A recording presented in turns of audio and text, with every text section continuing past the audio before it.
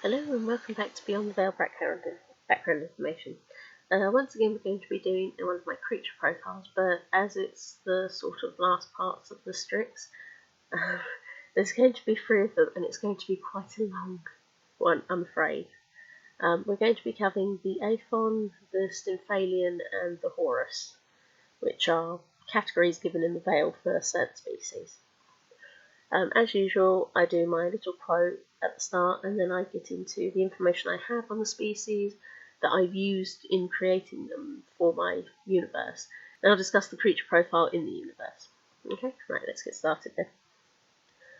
The worst case scenario is if the Strix call in another member of the Owl group to join their fight. Not every species is as noble as the Horus and the warmongering Stymphalian, and the damned Aethon would be catastrophic if they joined in. The Griffin alone have sworn they will take no part in this. Almost makes me think Malvolio's idea of letting each tribe speak at the council makes some kind of sense. Quote from Tybalt in the last rattle.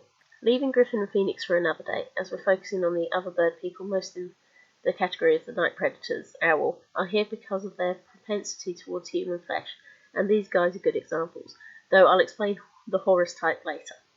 We're going to talk about Aethon birds, the Stymphalian birds, the rock, and Pokai. I might have pronounced that wrong. I do not know how to pronounce Maori words very well. Though there are various other birds that fit into these categories within the landscape of mythological creatures. Now firstly, if you know your legendary creatures, then you'll notice the Aethon, the rock, and the Pokai are giant eagles. Their history of being so large they could carry a man or prey upon a man, put them into the first category, and that we'll discuss now, which are generally referred to as the Aethon. Now, Aethon comes from the name Hygnius gave the giant eagle son of Typhon and Echidna, who was sent by Zeus to eat the giant Prometheus's liver every day. Also known as the Caucasian eagle, it is often described as a brilliant red-brown eagle, which we might describe as being a golden eagle, but monstrously huge due to its heritage. Being a child of Echidna, this being would likely have been slaughtered if they had not shown obedience to Zeus's command. If it weren't getting Prometheus's liver every day, it might have gone rampant and bloodthirsty like its siblings. The rock is another giant bird introduced in Arabian folklore that was so huge it could pick up an elephant and regularly ate them.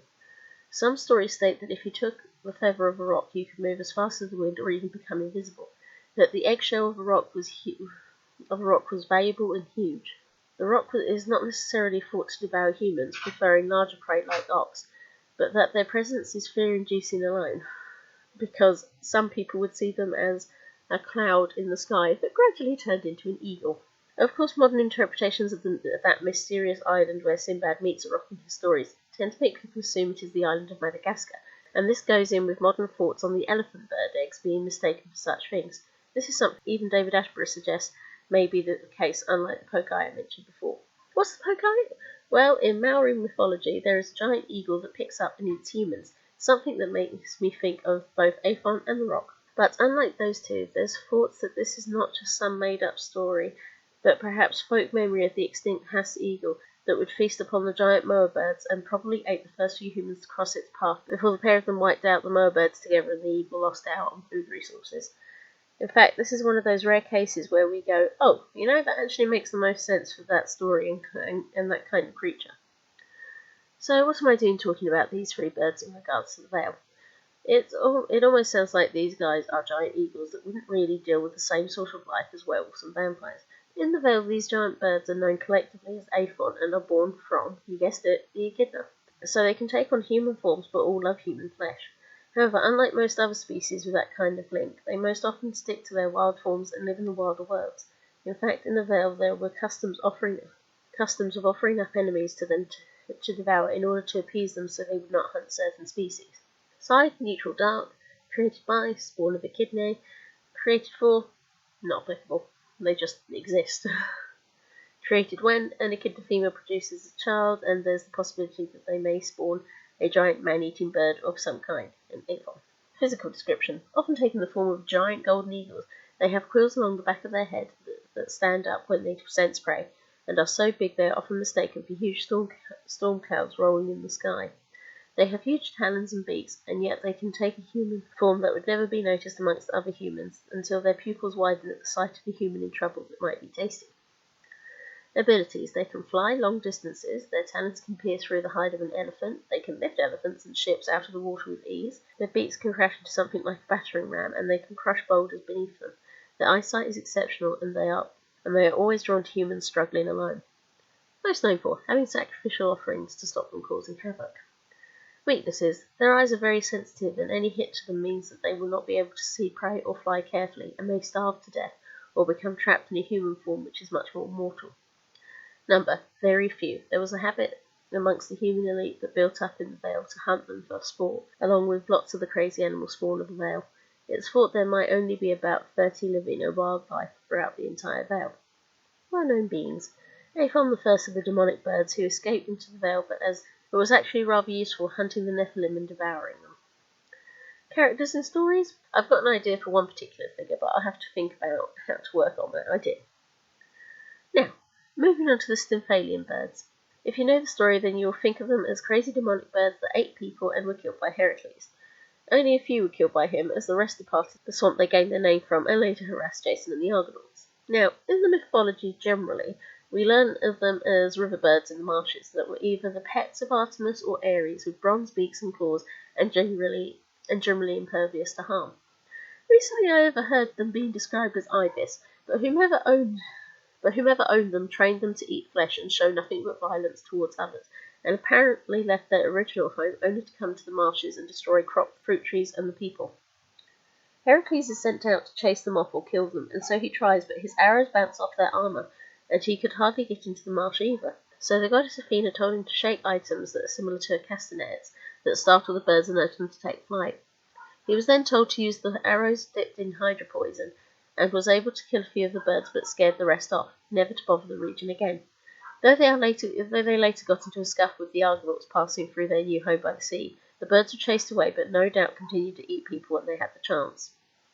Now, the reason I pulled them up as a species of the owl or humanoid birds with predatory natures is that in one interpretation by Menaces, not sure how to pronounce that, the birds are actually human daughters of Stymphalian that were not willing to show Heracles the traditions of hospitality, and so he killed them for it.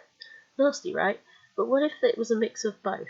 One of the things noted is that these birds in a temple of Artemis were shown as birds inside, but outside there were statues of maidens with bird feet, which made them fit into the same sort of forts as creatures like the Strix and the Harpy.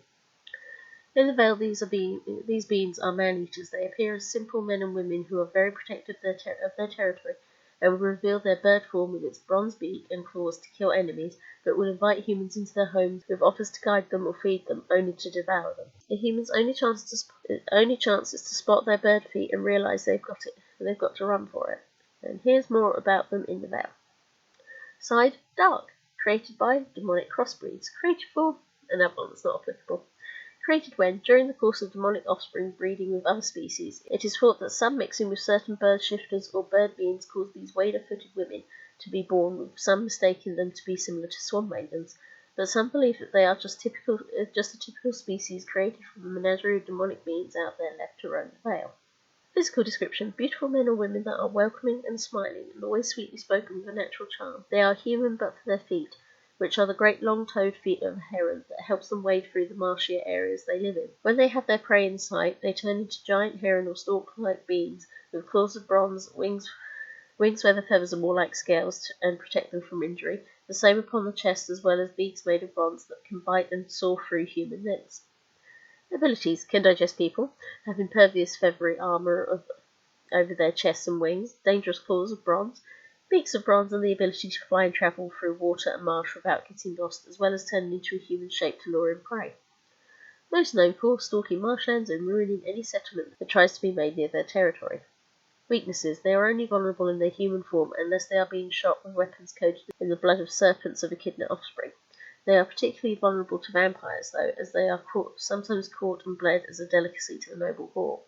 Number: there's a good few thousand, but their habitat is dying out even within the Vale, and most are reverting to living in flats and staying in a more human lifestyle than hiding out in swamps. The largest communities have been able to develop with ease in the United States, particularly around New Orleans, all these areas in the Vale. Well-known beings. Not many are known by name, only by reputation in the regions they live in, but every beast of the Vale knows where they live or else. Characters and stories. Currently I haven't decided on any, but there's potential. Now we're going to talk about the last group here that are known most commonly as the Horus, but generally live as the falcon, eagle, and hawk-headed humans of Egyptian mythology. Although Horus is the god most known for this attribute, there are several in Egyptian mythology, including Hemen, who's worshipped as an aspect of Horus, Montu, who's actually a god of war and highly associated with worship in Thebes, Nemti, who's mainly seen in the role of a ferryman, but has been worshipped for a considerable amount of time, and Sekar, or Sokar, who is later most associated as part of the triple god of Sokar, Ptah, Osiris. It's from Sokar and Horus in particular that I form my creatures, but this is because, like you might have noticed with the harpies and sirens, these beings have links to the underworld. Though Horus is benevolent and often considered linked to the pharaoh in particular, they are important for their role in the story of Osiris and Set. To tell the story in brief, because Egyptian mythology can vary over which dynasty you're reading from and which form of the god you're looking at. The basics of the story begin with Set being jealous over Osiris, in some form because their sister Isis, yes, the old gods practice incest because that's their thing, was the consort of Osiris. In other stories it was jealousy because of the power Osiris held. At a party, Set has a large sarcophagus and tricks each god into going into it before letting them out, only to not let his brother Osiris out and instead chop him up into pieces and chuck him in the Nile, only for Isis to have to retrieve all the parts of her husband, but for his manhood, which a catfish had eaten, which she used her magic in some account to return and impregnate herself with it. With her husband dead and in the underworld, and Set pissed that Isis had gone to fetch the body bits, Isis disappeared to birth her son Horus in secret. Now there are some linkages in later texts of Horus to the Greek sun god Apollo, and as Apollo was born to Leto when she was in hiding from Hera's wrath, you can see that similarity here. But as Horus grows up, Isis begs him to protect the people of the Nile from Set, the desert god, and the pair battled regularly in order to decide who would rule Egypt. In one incident, Set tried to dominate Horus by seducing him and having intercourse, but that story gets fiddly to the point that Horus uses trickery to prevent himself being stoned, and making sure that he'd stoned in some form, so when asking the other gods to see who had dominated who, Set was the only one with some stones. This is the cleanest way to tell the story about how Horus won Egypt, only for Set to refuse the judgment, and then they had a boat race as the other gods gave up and left them to it. The pair then eternally struggle, with Horus being Lower Egypt and Set the older part, and this struggle is supposed to help explain the constant struggling over the kingdoms through time. It's very complicated. To be honest, there's a reason why when you learn Egyptian mythology as a kid in particular, a lot of it is very, very sanitized. But anyway, in other sources they may then say that Horus slayed Set rather than talk about the constant battles and instead focus on the revenge. But we already know that Osiris at this point was the king of the underworld, and pretty content there. In general, though, it is said that Horus finally won an event and Set stepped down, leaving Horus ruler of the sky, and yet Set remained noted as the desert god. It's quite troubling, really, to go through, as different aspects of Horus are used for different things, but the god was most heavily connected to the right of the pharaoh, and it is this link, and indeed Sekar, that sort of got me into thinking about these beings and the veil. With Sekar, I like Sokar, personally to say. They are ruler of the fifth kingdom of the night in the Book of the Dead, and responsible for throwing evildoers into a pit of fire in the underworld. You see this little reference to something malevolent, and why Stargate SG-1 liked the idea of him as the big bad guy playing the devil role. But in the Book of the Underworld, his image of spread wings behind a snake is linked to freedom and resurrection, playing into the curious triple god aspect of Ptah, the creator, and Osiris, the god of the dead.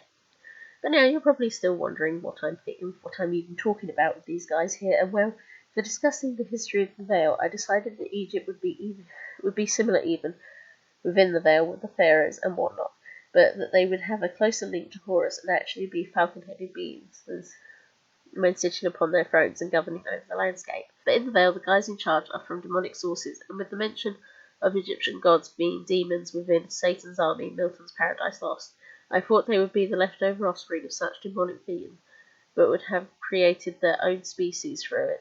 And so here's what I've done with them. Side Dark, created by Isis and Osiris, the demons controlling the Egyptian veil. Created for just a product of pleasure.